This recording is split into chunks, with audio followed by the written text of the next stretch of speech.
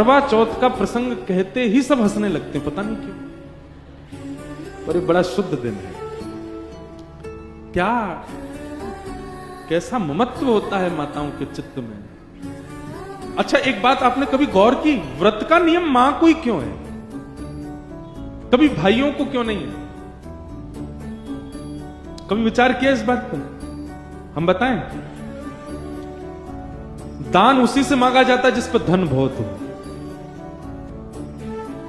दान उसी से मांगा। अब जैसे कई बार कथा कहीं होती है तो कई कमेटी के लोग कराते हैं, तो वो बड़े बड़े धनवानों के यहां जाते हैं, बोले कथा हो रही है कुछ योगदान करिए।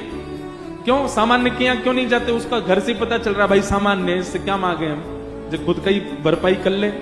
लेकिन जिसका दिखता हाँ घर गाड़ी सब बढ़िया संपन्न है, तो उससे कहते हैं भाई कथा हो रही है उसमें थोड़ा योगदान दो।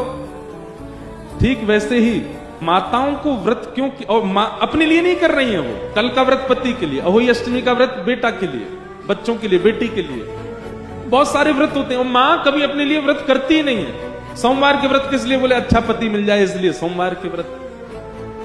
मंगलवार के व्रत किस लिए? बोले मेरे पति बच्चे सब खुशी रहे, हनुमान जी आप प्रसन्न रखो।